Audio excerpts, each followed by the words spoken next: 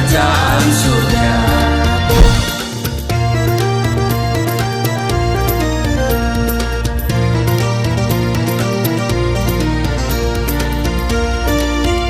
Shalom Bapak Ibu, sahabat Galilea dan seluruh subscriber Galilea Network yang diberkati oleh Tuhan Yesus. Apa kabar di akhir pekan ini? Kita boleh berjumpa lagi. Bagaimana keadaanmu? Saudara, saya berharap, saya berdoa keadaanmu dalam keadaan yang baik-baik saja, tidak kekurangan sesuatu pun yang baik. Amin.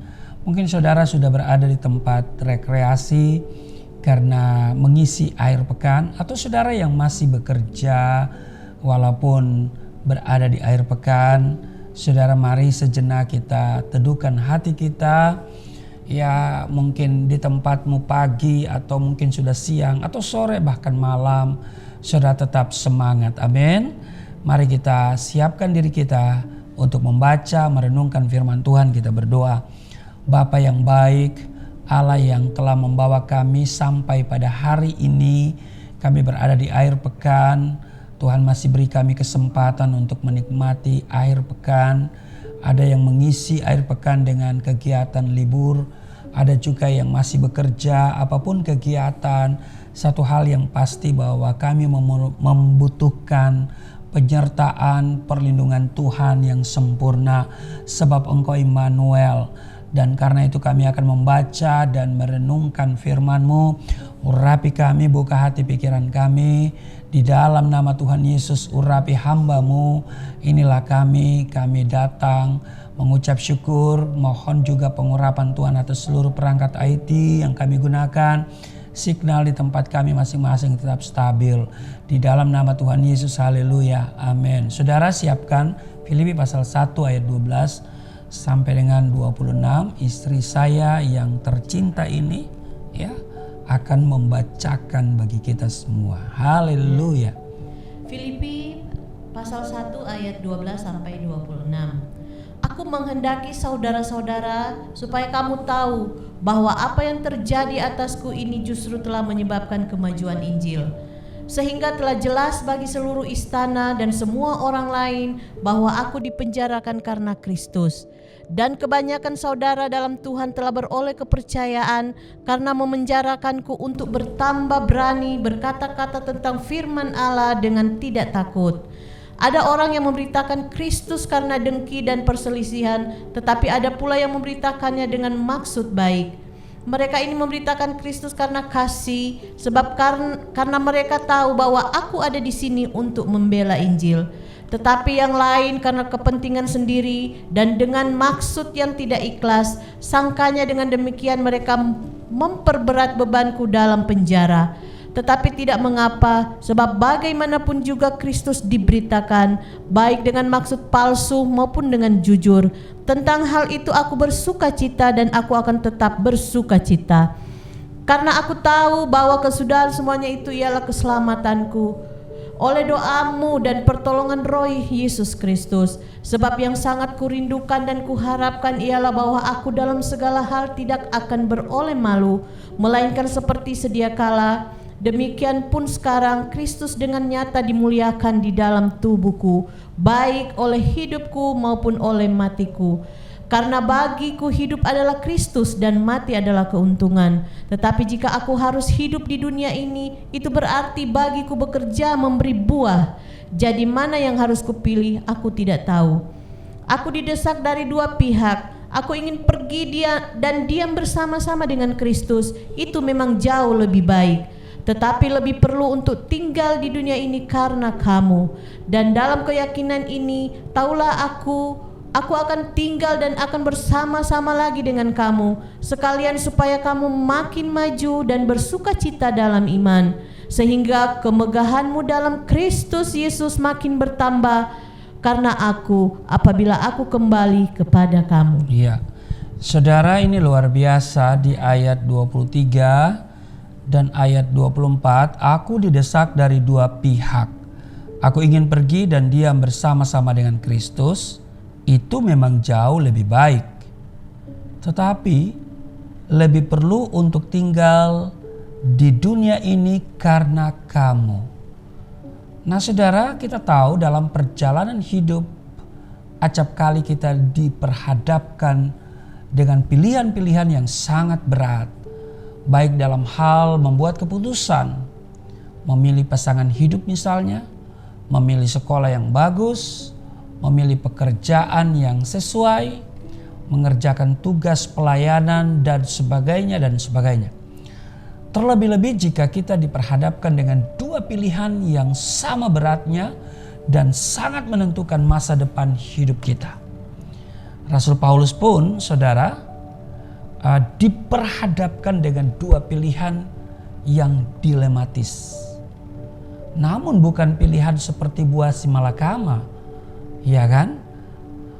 Melainkan dua pilihan yang mengandung berkat luar biasa, yaitu dia sebut tadi di ayat 21, karena bagiku hidup adalah Kristus dan mati adalah keuntungan. Rasul Paulus menulis surat ini tidak sedang dalam keadaan yang baik dan menyenangkan, saudara, melainkan saat ia berada di penjara. Saudara pernah di penjara?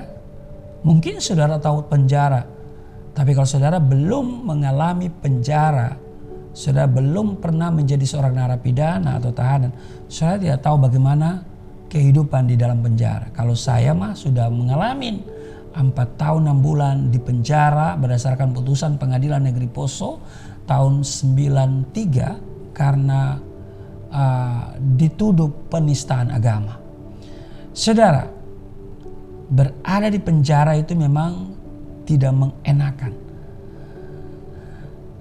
Tetapi saudaraku yang kekasih, Rasul Paulus tidak mengalami kekurangan sukacita. Walaupun dia berada di penjara, namun hal itu tidak membuatnya sedih, tidak membuatnya kecewa dan putus pengharapan. Justru rohnya makin menyala-nyala bagi Tuhan. Ia pun berprinsip jika Tuhan menghendakinya untuk hidup lebih lama lagi di dunia ini, itu berarti ada suatu kesempatan baginya untuk memberi yang terbaik bagi Tuhan, yaitu apa? Melayani Dia dan memberikan yang terbaik dalam hal memberitakan Injil lebih lagi.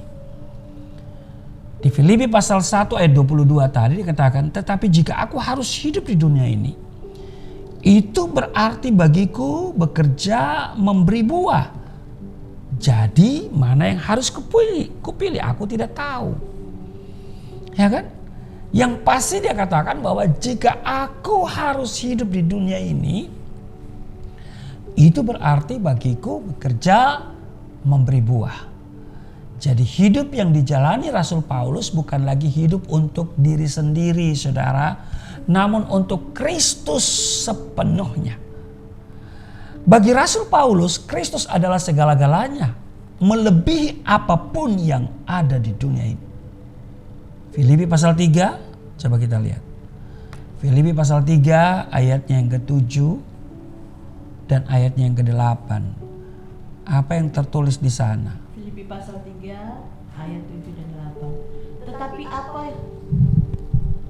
Tetapi apa yang dahulu merupakan keuntungan bagiku, sekarang kuanggap rugi karena Kristus. Malahan segala sesuatu kuanggap rugi karena pengenalan akan Kristus Yesus Tuhanku lebih mulia daripada semuanya.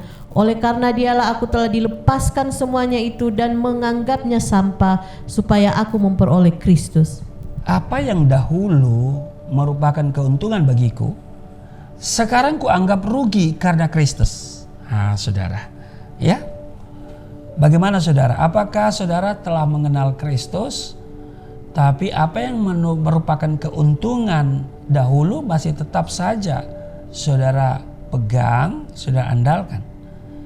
Ya kan? Dia katakan malah segala sesuatu kuanggap rugi. Kenapa? Karena pengenalan akan Kristus Yesus itu lebih mulia dari apapun juga. Amin. Saudara, andai pun penguasa Romawi harus menjatuhkan hukuman mati kepadanya, bukanlah malapetaka bagi Paulus. Justru ini adalah berkat yang luar biasa baginya.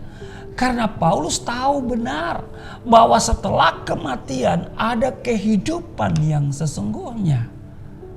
Ia tahu kemana akan pergi dan di mana ia akan berada. Jadi, kematian bagi Rasul Paulus merupakan sebuah keuntungan yang besar. Sebab ia akan segera bertemu dengan Tuhan Yesus Kristus Sang Juru Selamat di dalam kerajaan surga dan memerintah bersama Dia. Saudara sahabat Galilea yang diberkati oleh Tuhan Yesus, Rasul Paulus memiliki keyakinan yang kokoh akan Injil yang dia beritakan. Di Roma pasal 1 ayat 16, karena Injil adalah kekuatan Allah yang menyelamatkan setiap orang yang percaya. Baginya kematian berarti meninggalkan semua penderitaan, masalah, dan kesesakan yang menjadi bagian hidup manusia di muka bumi ini. Roma pasal 8 ayat yang ke-18, sebab aku yakin bahwa penderitaan zaman sekarang ini tidak dapat dibandingkan dengan kemuliaan yang akan dinyatakan kepada kita. Jadi saudara-saudara, jika kemah tempat kediaman kita di bumi ini dibongkar, Allah telah menyediakan suatu tempat kediaman di sorga bagi kita. Amin. Suatu tempat kediaman yang kekal, yang tidak dibuat oleh tangan manusia. Selama kita di dalam kemah ini, kita mengeluh. Karena kita rindu mengenakan tempat kediaman surgawi di atas tempat kediaman kita yang sekarang ini. Namun, ia pun merasa terbeban tinggal lama. Ya kan? Rasul Paulus memiliki semacam tanggung jawab. Ya kan? Karena itu ia terbeban tinggal lebih lama di dunia ini. Bukan bertujuan menikmati hidup, tapi bekerja bagi Kristus, melayani Dia, dan menghasilkan buah pelayanan. Inilah pilihan yang harus dihadapi oleh Rasul Paulus, yakni antara melayani Kristus di dunia ini atau tinggal bersama Dia di surga. Mana yang dia pilih? Dia katakan dia tidak tahu, sebab dua-duanya penting.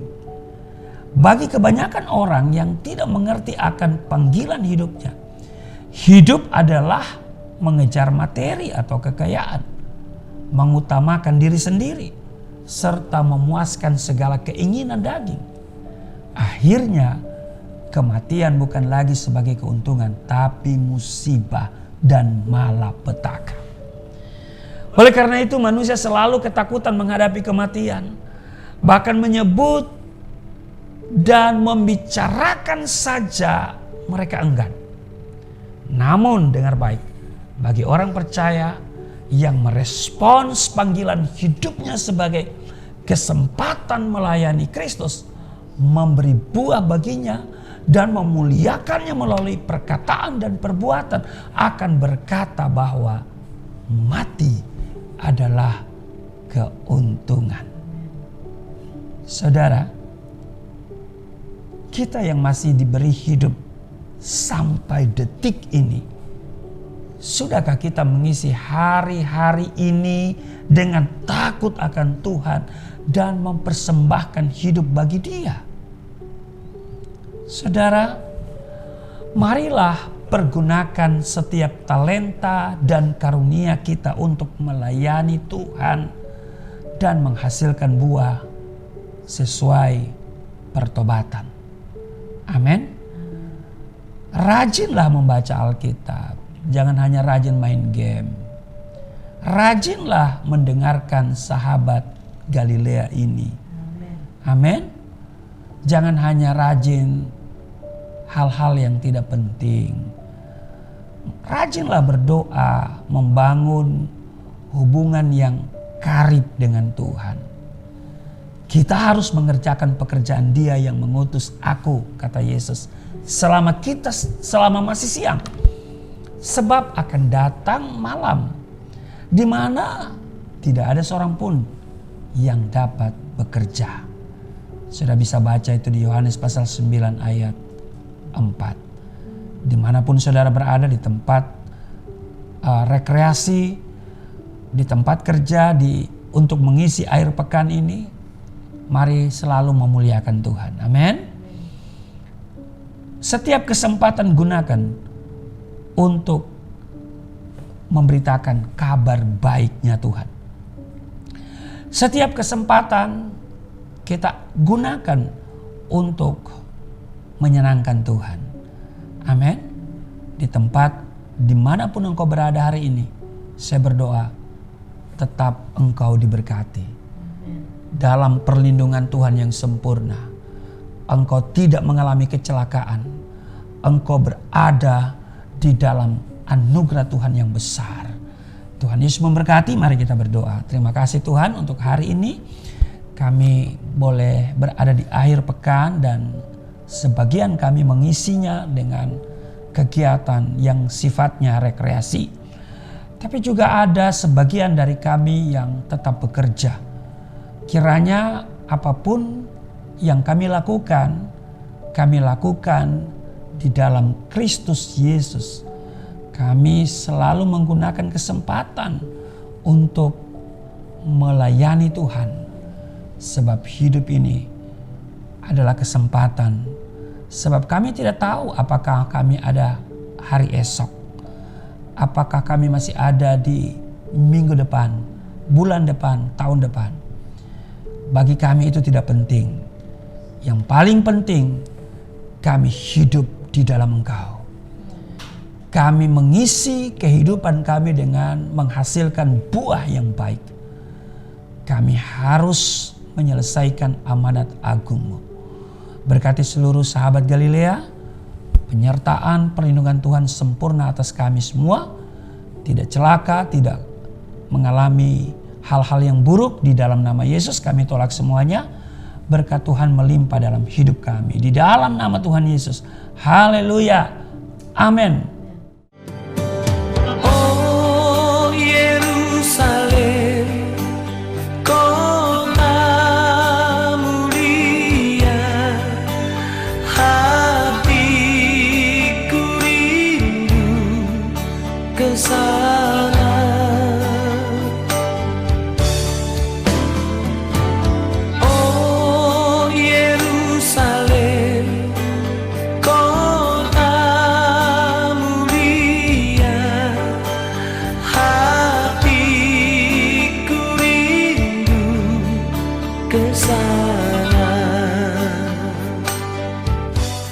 Shalom Bapak Ibu, jumpa lagi bersama saya Pendeta Rusli Mono Arfa dalam program ziarah ke Holy Land yang akan direncanakan pada tanggal 17 Oktober hingga 27, jadi ada 11 hari perjalanan yang sangat memberkati Bapak Ibu.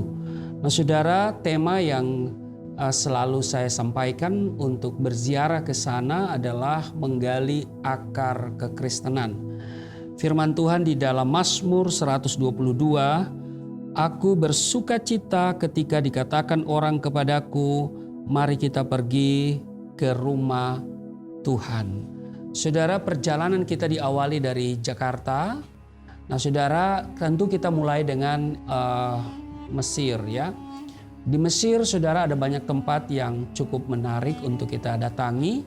Selanjutnya kita akan meninggalkan Mesir dalam perjalanan menuju Israel. Kita akan melewati padang gurun Sin atau padang gurun Sinai, di mana setelah menyeberangi Laut Tebrau, pada waktu itu Musa dengan tongkatnya membelah air laut dan bangsa Israel berjalan di tengahnya.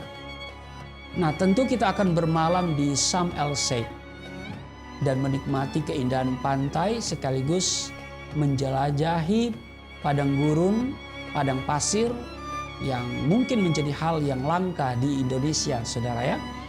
Dan selanjutnya kita akan ke perbatasan dan memasuki Israel. Nah, ketika kita memasuki perbatasan, dan perbatasan itu namanya Taba, perbatasan Mesir Israel. Kita akan melewati Eliat atau Laut Merah, daerah yang akan kita lewati ketika masuk Israel melalui perbatasan Taba, Mesir Israel. Nah, selanjutnya saudara, kita akan menuju Bethlehem. Bethlehem artinya rumah roti. Kita juga akan melihat gereja kelahiran Yesus, lebih dikenal dengan nama Nativity Church. Salah satu gereja terbesar di Bethlehem yang adalah wilayah Palestina, saudara. Kita juga akan ke Nazaret.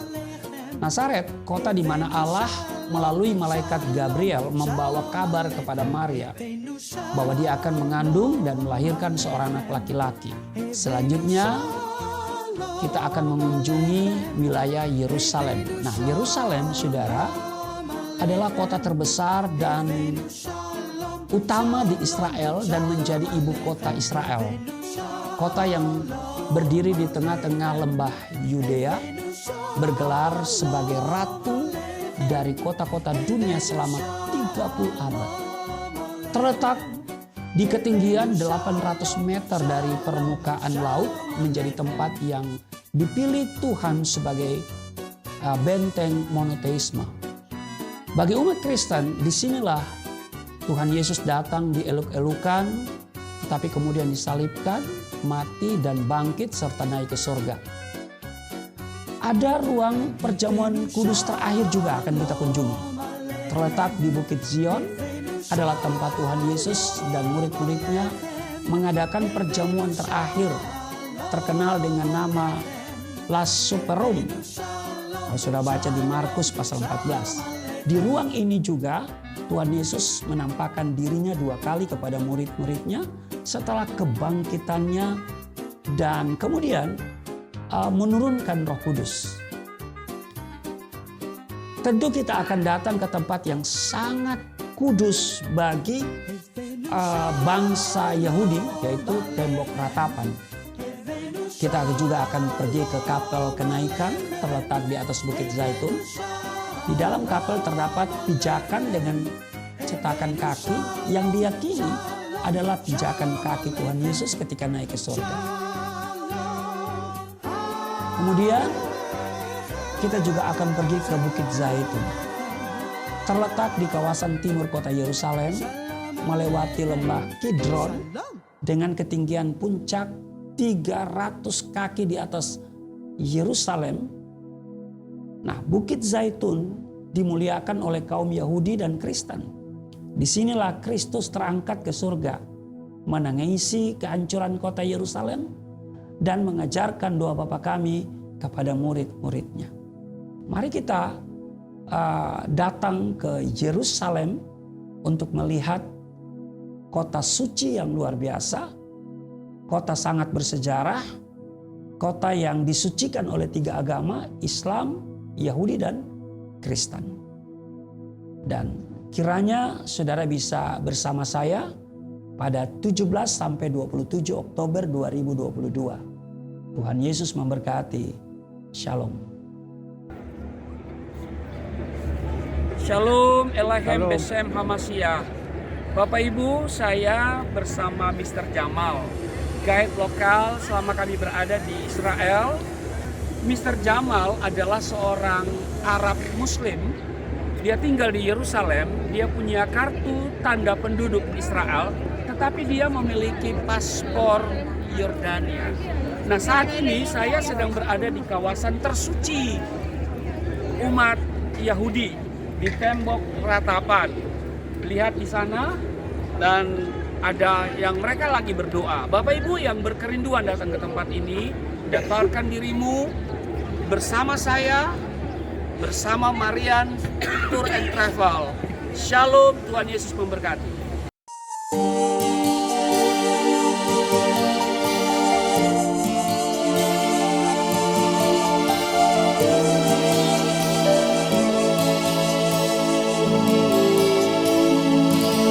Bapa kami yang di surga, dimuliakan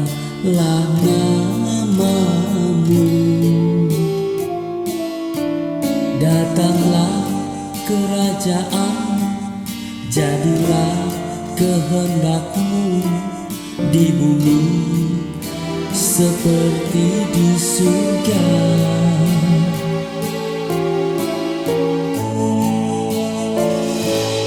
Berikanlah kepada kami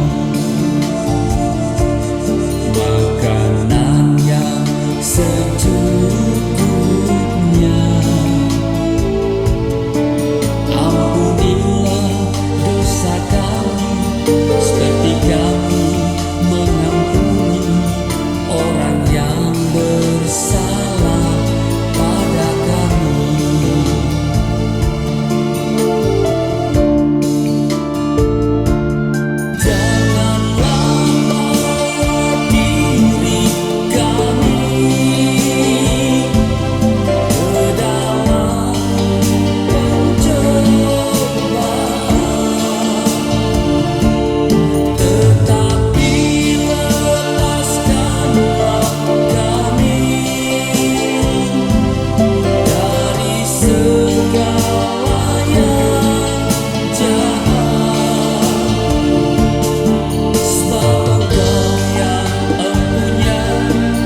Kerajaan